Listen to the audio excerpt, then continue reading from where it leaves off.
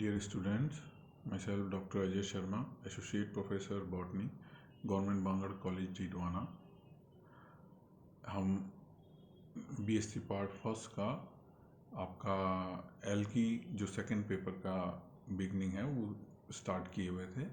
उसमें हमने general topics पढ़ने शुरू किए हैं। तभी जनरल कैरेक्टर्स हम एल्गी के पढ़ रहे थे, एल्गी के सामान्य लक्षण पढ़ रहे थे। उन्हीं लक्षणों में से कुछ लक्षण हम आगे पढ़ेंगे। 13 जो हमने कैरेक्टर्स पढ़ लिए थे, 14वां कैरेक्टर है पायरेनॉइड। बहुत इम्पोर्टेंट चीज़ है pyrenoid. They are proteinaceous bodies present in chromatophores. Protein की बनी हुई बॉडी है जो कि क्रोमेटोफोर्स या पिगमेंट्स के अंदर पाई जाती है। Considered as the organelle of synthesis and storage of starch. ऐसा माना जाता है कि यही वो कोशिकांग हैं जहाँ पर स्टार्च की निर्माण और उनका स्टोरेज होता है, संग्रहण होता है। ठीक है, पायरेनाइड को क्या माना जाता है कि यही वो जगह है या वो कोशिकांग हैं जो स्टार्च या भोजन का निर्माण करते हैं और इनका स्टोरेज भी करते हैं, इनका संग्रहण भी करते हैं। In some chlorophyceae pyrenoids are surrounded by starch grains. आप क्लोरोफाइसी ये क्लास है एल्गी की, इसमें कुछ मेंबर्स में आप देखोगे कि जो पायरेनाइड्स हैं इसके चारों ओर स्टार्च के कण पाए जाते हैं, मंड के कण पाए जाते हैं। पायरेनॉइड्स अराइज डी नोवो और by the division of pre existing pyrenoids. जो पायरेनाइड है ऐसा माना जाता है कि इनकी उत्पत्ति पहले से जो पायरेनॉइड कोशिका में प्रेजेंट हैं उसके द्वारा होती है। इसको डी नोवो ओरिजिन कहते हैं, यानी कि पहले से जो ऑर्गेनेली या कोशिकांग है, सेम पायरेनॉइड है, वो अपने जैसे ही दूसरे पायरेनॉइड को बनाता रहता है। Pyrenoids absent in blue green algae. ये बहुत खास याद रखने वाली बात है। आपको बताया था कि जो ब्लू ग्रीन एल्गी हैं वो प्रोकैरियोट्स हैं, तो उन प्रोकैरियोट्स में या ब्लू ग्रीन एल्गी या नीले हरे शैवाल में पायरेनॉइड्स अनुपस्थित होते हैं। पायरेनॉइड अनुपस्थित होते हैं, इस बात को आप इम्पोर्टेंट मान के याद रखिएगा। एक नंबर में कई बार पूछ लिया जाता है कि एल्गी की किस वर्ग में पायरेनॉइड्स अनुपस्थित होते हैं, तो ये ब्लू ग्रीन एल्गी जो हैं, नीले हरे शैवाल, इनमें पायरेनॉइड्स नहीं पाए जाते हैं। मोस्ट नेक्स्ट 15 जो सामान्य लक्षण है। Most algae have an alternation of many sailed haploid gametophytic generation with many cell diploid sporophytic generation which alternate regularly।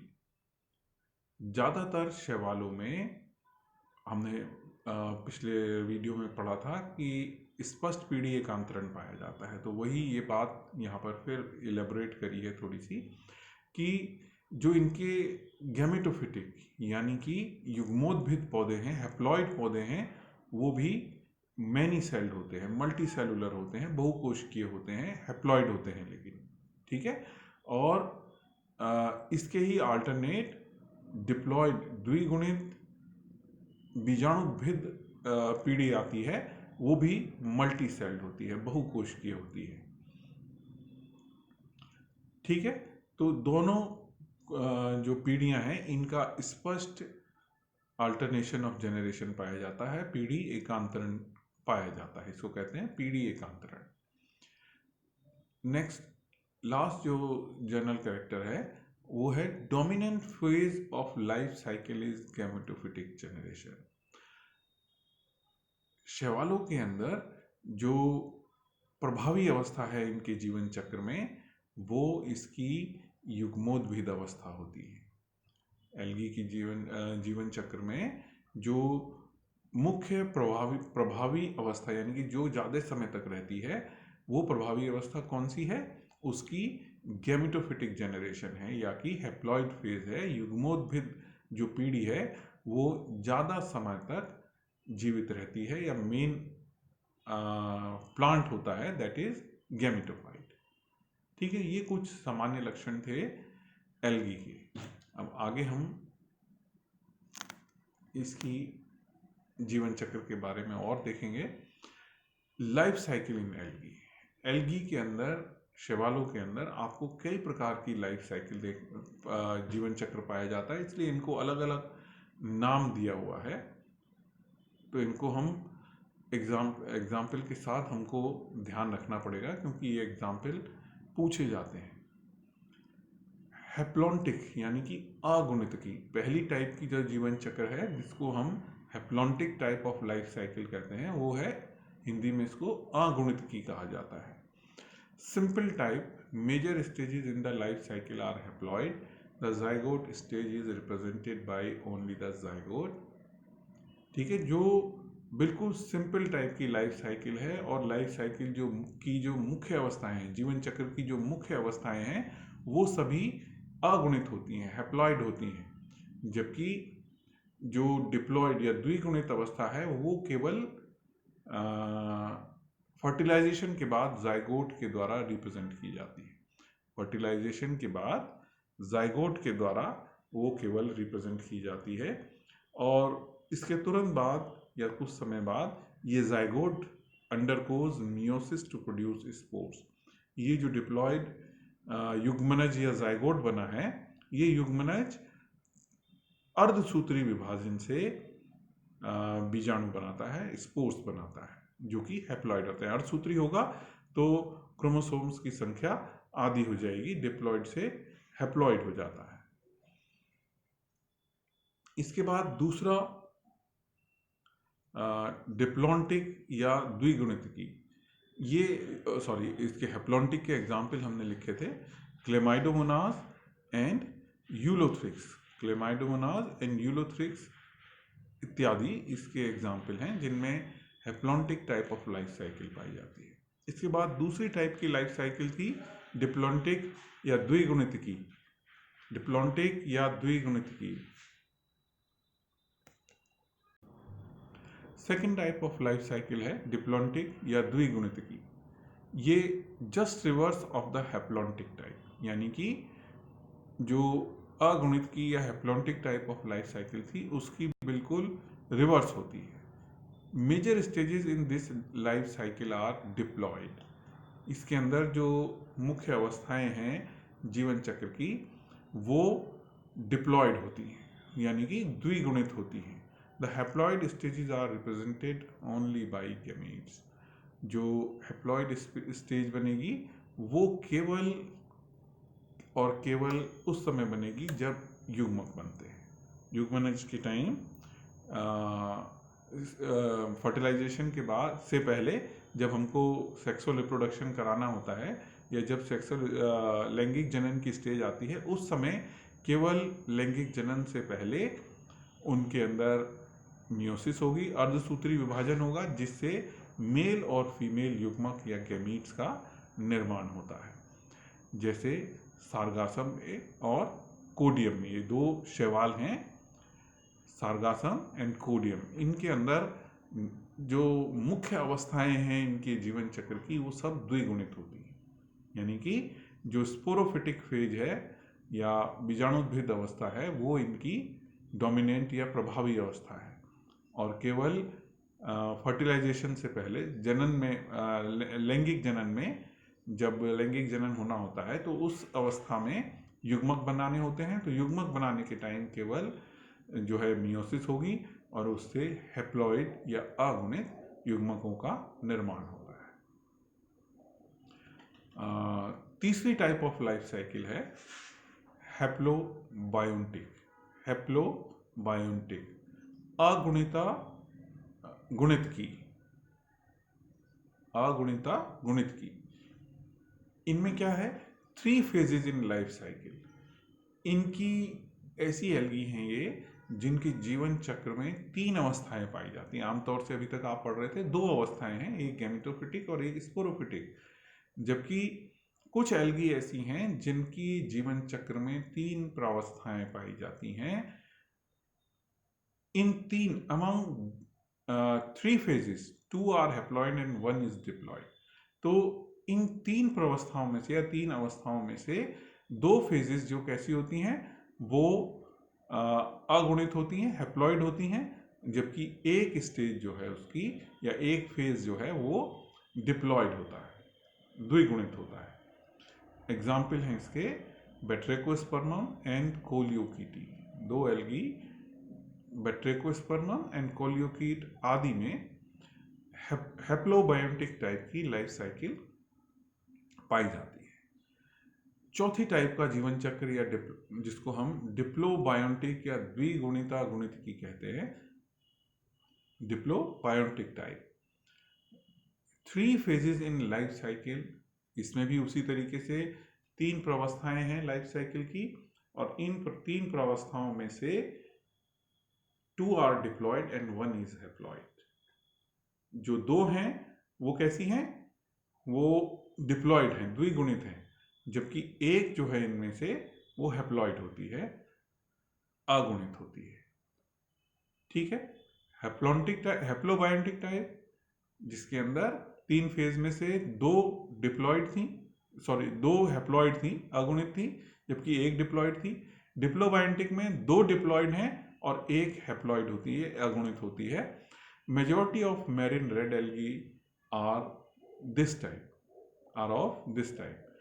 ज्यादातर जो समुद्र में पाए जाने वाले लाल शैवाल हैं, कैसे शैवाल हैं, रेड एल्गी लाल शैवाल हैं, वो उनके अंदर जो जीवन चक्र होता है वो डिप्लोबायोटिक टाइप का होता है। एग्जाम्पल है इसका बहुत इंपॉर्टेंट पॉलीसाइफोनिया, ये आपके सिलेबस में भी है, पॉलीसाइफोनिया इत्यादि, ये आपके सिलेबस की लाल शैवाल है।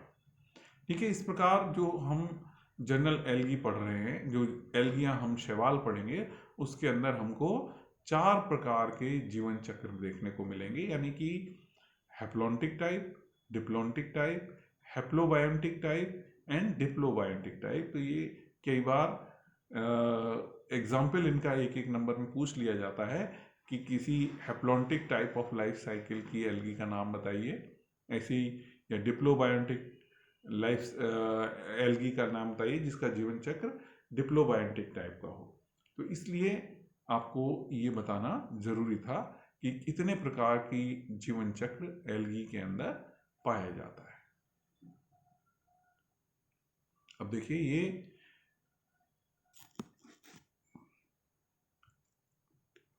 ये प्लांट नॉर्मल लाइफ साइकिल है, जिससे आपको दोनों फेज समझ में आ जाए कि किसी भी पौधे के जो जीवन चक्र होता है उसमें कौन कौन सी अवस्थाएं होती हैं।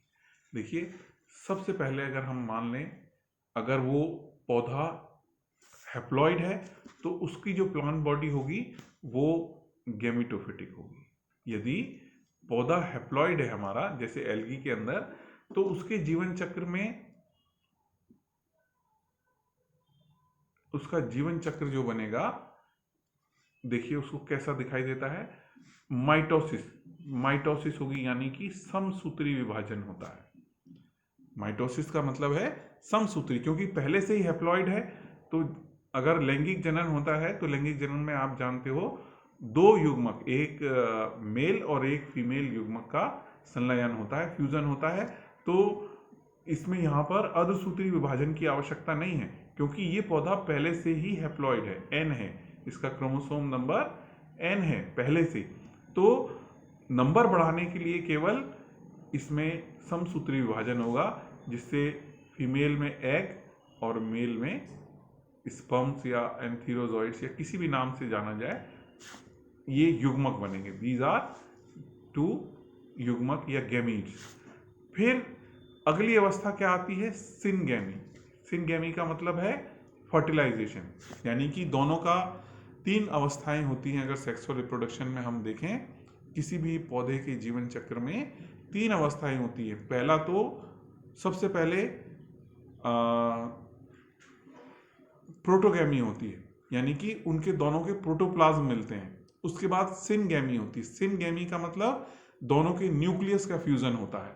और उसके बाद तीसरी अवस्था ये होती है मियोसिस या अर्धसूत्री विभाजन होता है। ये तीनों ही अवस्थाएं पूरे किसी भी ऑर्गेनिज्म के सेक्सुअल रिप्रोडक्शन लैंगिक जनन के अंदर पाई जाती है। अवस्था में अंतर क्या होता है कि मियोसिस कहीं पर बहुत पहले होती है, कहीं पर बहुत बाद में होती है। जाइगोट के बाद अगर वो द्विगुणित पौधा है यानी कि स्पोरोफाइट है तो उसको जीवन चक्र में अपने हमेशा डिप्लॉयड रहना है, तो उसमें मियोसिस तुरंत नहीं होगी। जबकि कोई डोमिनेंट पौधा गैमेटोफाइट का है यानी कि युग्मोद्भिद है, तो फर्टिलाइजेशन के तुरंत बाद उसमें मियोसिस होगी और मियोसिस से हैप्लॉइड अगुणित स्पोर्स बनेंगे और वो गैमेटोफिटिक पौधा बनाएगा। अगर उसकी लाइफ साइकिल का प्रभावी फेज स्पोरोफिटिक या बीजाणुद्भिद था तो वो जाइगोट से एम्ब्रियो बनाएगा, एम्ब्रियो से स्पोरोफिटिक उसका प्लांट बनेगा जैसा हायर प्लांट में होता है। जबकि एल्गी में एम्ब्रियो का विकास नहीं होता है, जाइगोट से सीधा या तो स्पोरोफाइट बनेगा जैसे हायर आप एडवांस एल्गी में देखोगे जिनमें शैवालों में उनकी मुख्य अवस्था डिप्लॉयड है, स्पोरोफिटिक है, वो जाइगोट से सीधे स्पोरोफाइट बना देंगे, वहां भी एम्ब्रियो नहीं बनेगा। भ्रूण का निर्माण आपने एल्गी के सामान्य लक्षणों में पढ़ा है कि भ्रूण का निर्माण नहीं होता है। ये जो लाइफ साइकिल यहाँ बनी हुई है ये एक जनरल पूरे प्लांट्स को देख के, पूरे प्लांट किंगडम को देखकर एक जनरलाइज्ड लाइफ साइकिल बनाई गई है। ठीक है, इसलिए इसको प्लांट के ग्रुप के हिसाब से अलग अलग आप करके देख सकते हो। अगर आप एल्गी की बात करते हो तो एल्गी में सीधा फर्टिलाइजेशन के बाद जो ये जाइगोट बना है, जाइगोट से सीधी मियोसिस होती है, जाइगोट से सीधी मियोसिस होती है। जबकि अगर ब्रायोफाइट टेरिडोफाइट में जाओगे तो फिर एम्ब्रियो का निर्माण एंजियोस्पर्म्स में भी, एंजियोस्पर्म की जो मेन बॉडी है वो स्पोरोफिटिक होती है, डिप्लॉयड होती है, तो उसी हिसाब से ये लाइफ साइकिल यहाँ पर दिखाई गई है। उम्मीद है आपको पूरी लाइफ साइकिल बिल्कुल स्पष्ट रूप से समझ में आ गई होगी। थैंक्स। अब बाकी का हम नेक्स्ट लेक्चर में पढ़ेंगे।